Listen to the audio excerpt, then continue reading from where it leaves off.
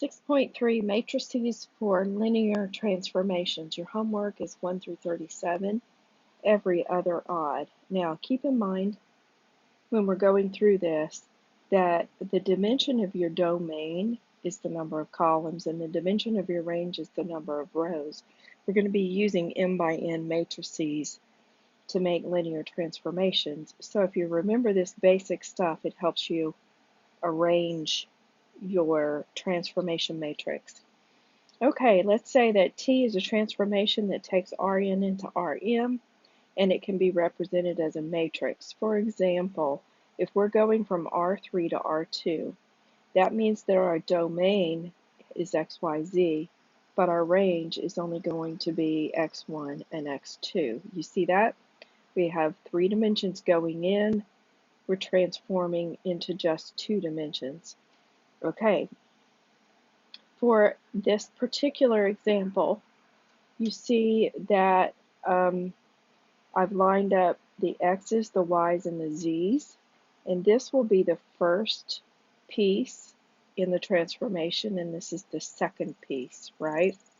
So in the first piece, you have one x, one y, and no z's. In the second piece, you have no x's, 2 y's, and -1 z's. This would be the standard matrix for this particular linear transformation. If you want to see more of that, look at example 1 on page 321.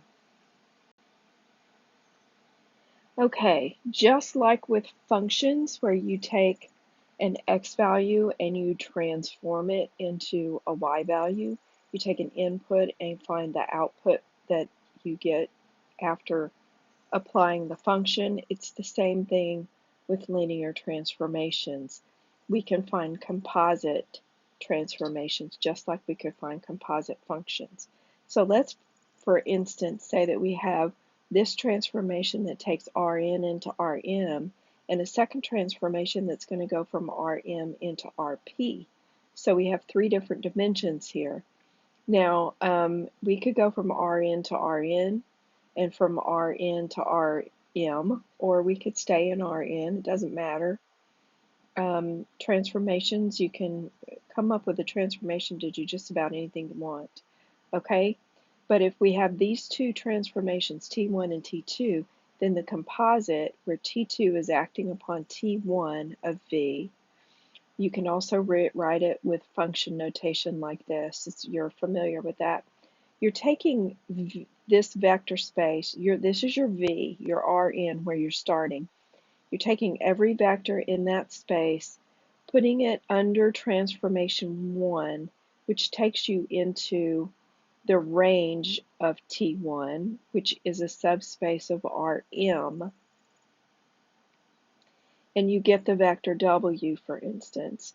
Then you're going to take this particular vector and you're going to put it under the next transform to take it into Rp, which this pink thing is the range of R2, whereas the domain of this was the range of R1. Do you see what's going on? And now, so we're taking this little domain, we're transforming it twice, and that T is the overall transformation that takes V into U, okay? The domain of T is the domain of T1, but the range of T1 must lay within the domain of T2.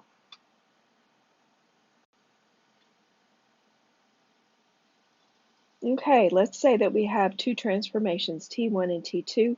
We're going from Rn to Rm and then from Rm to Rp with standard matrices A1 and A2. The composition T, overall T, that starts in Rn and ends up in Rp can be written as the multiplication of the 2 standard matrices for T1 and T2. All right, remember that matrix multiplication is not commutative, so you better get these matrices in order. Another thing to remember, we learned how to find inverse matrices. If the matrix is square, which means you have to be going from Rn to Rn, not changing dimensions, for your matrix to be invertible, okay? So if we have the situation where this composite transformation gives me my base vector back in any order that I do it, then T1 and T2 are inverses of each other, okay? Just like f of x inverse gives you x back, and f inverse of f gives you x back. Same thing goes with inverse transformations.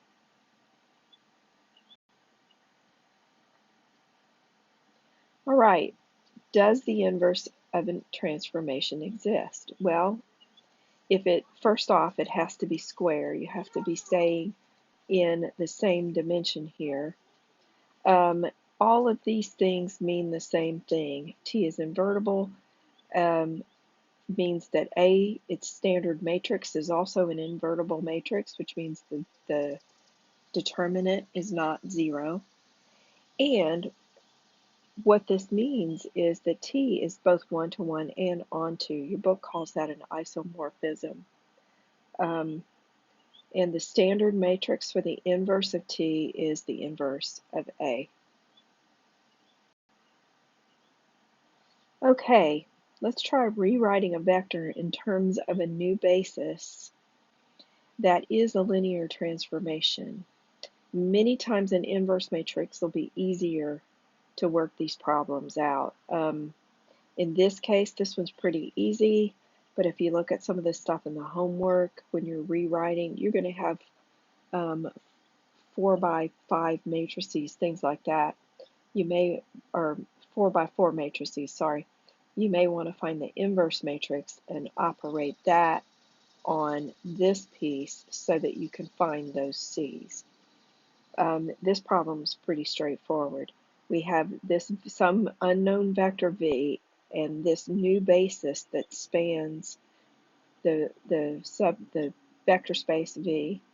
We want to rewrite any vector in terms of this basis, which means some linear combination of those basis vectors has to give me this vector. Okay?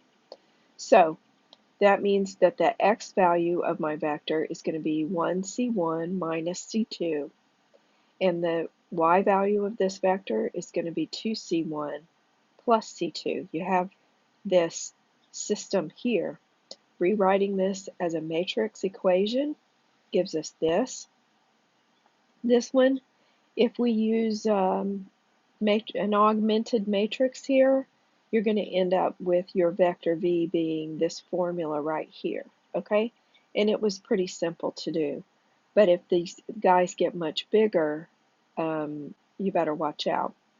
For this particular system, if we take this coefficient matrix here and we find its inverse by augmenting with the identity, we take a few steps.